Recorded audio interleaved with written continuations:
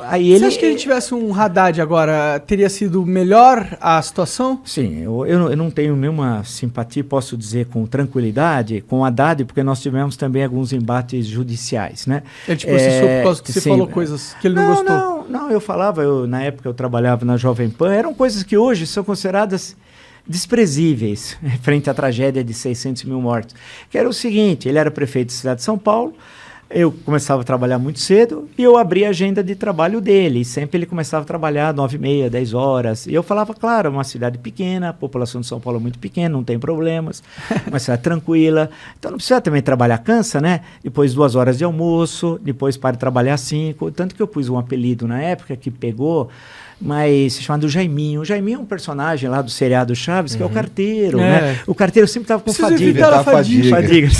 Fadiga. Aí ele ficou furioso com isso. Aí ele chegou até a falsificar a agenda dele para me enganar uma vez. Isso foi em 2015, num dia que eu estava lançando meu livro. Caralho, tu alugou um triplex na cabeça do Haddad. Não, aí o que aconteceu? Ele falsificou a agenda, eu abri a agenda, não tinha nenhum compromisso. Era uma segunda-feira, e nesse dia caiu um dilúvio. Morreu, inclusive, uma senhora no Lago da Concórdia. Eita, que merda. Foi uma coisa horrível. Tal. E eu estava lançando meu livro à noite na Livraria Cultura no Conjunto Nacional. Aí logo pela manhã eu abri a agenda lá, falei, pô, mas hoje está demais, hein? Hoje o Jaiminho exagerou. Pô, não tem aqui nenhum compromisso. Ele aí, às 11 da manhã, ele mostrou a agenda que tinha compromisso e fez gozação, postou, olha, eu enganei ele, lá. Aí o Ministério Público entrou com uma ação contra ele, por quê? Porque a agenda é a transparência. A Constituição fala no artigo 37, se não me engano, no capítulo lá, tem 5 pontos. Um deles é a questão da transparência. Tem que divulgar a sua agenda, isso faz parte. E ele falsificou um documento público, nesse caso, né? Aí houve todo um barulho à época, caralho, etc. O cara falsificou o documento. Era uma coisa para gozar. E depois só para tirar um sarro e tal. Sete andares. Aí fez agora, você vê, claro que comparado ao que nós assistimos depois, eu não quero diminuir, porque cada época tem o seu contexto histórico e tal. Agora, a gente vive um momento muito difícil, muito triste. Mas desculpa perguntar, não te preocupa um pouco a questão do PT, ele ser uma organização muito mais fodida, no sentido de... O Bolsonaro é um merda, eu concordo com você plenamente nessa questão. Porém, ele é um merda ineficiente, a gente concorda também nisso. O PT, eu considero também merda. Não estou igualando as merdas, são merdas diferentes. Mas eu acho que são... Eu não gosto, entendeu?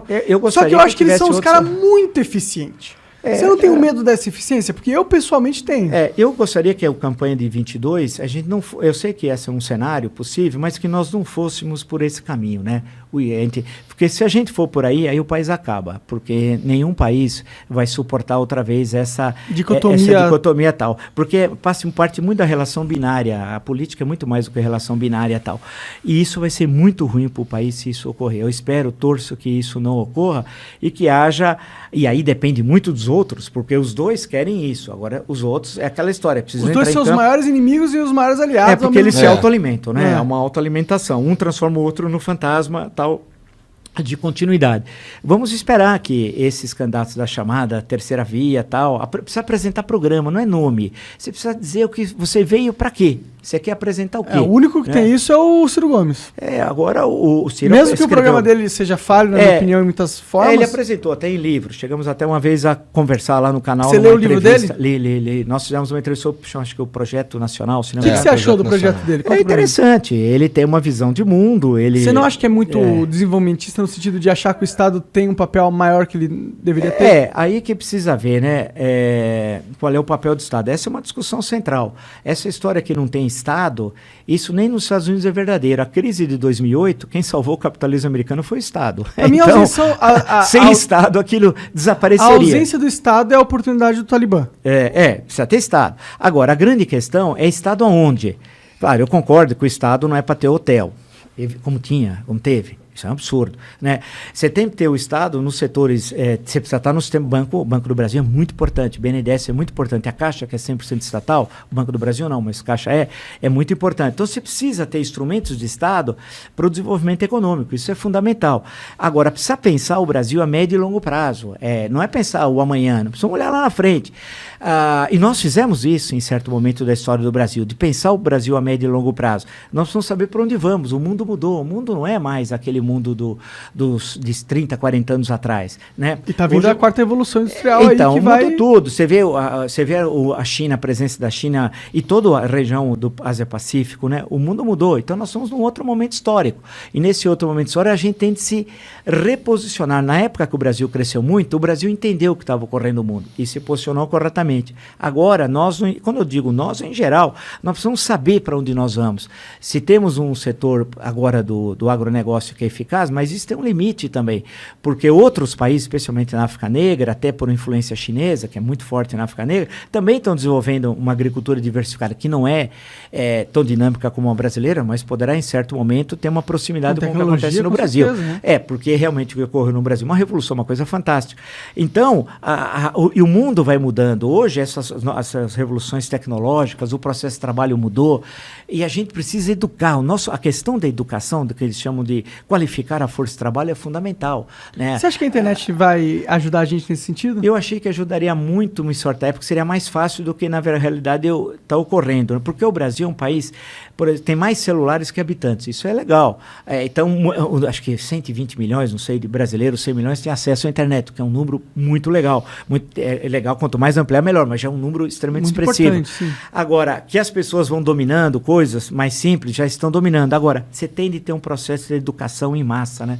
Aí o papel do ensino público e gratuito, ele é fundamental. E aí, por exemplo, esse governo não tem ministro da educação, porque nós tivemos umas piadas. Nem sei o nome dele. É um inexpressivo aí, mas ele quer pegar um avião para ir de Santos a São José dos Campos, porque de carro era cansativo 2 horas. Para isso, ele quer um avião da FAB e solicitou um avião da FAB para isso. Tá certo, eu quero o maior luxo.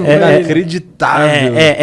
Mas é pastor, como eu sempre falo, em nome de Jesus, Deus no comando, e mamar nas tetas do Estado. Ele é pastor. Então, isso é pastor. Tudo a ver com a educação. Tá, claro. Agora, você imagina, nós somos um país não que tem o pastor grandes... não possa ser um bom ministro, tá? Não quero julgar os pastores. Você pode... A questão, nós inclusive misturamos religião com política, é um outro negócio que não tem nada a ver. Cada um tem a religião da esfera privada, não da esfera pública. O cara pode ser espírita, evangélico, católico, protestante histórico, qualquer coisa. Mas se o cara é pastor, claramente indica que ele tem uma vocação e uma dedicação na vida dele a ser religioso. Então talvez ele deveria ficar ali na religião mesmo. Entender o que é o MEC, como é que é o MEC, como é que funciona. O Brasil é um país muito grande.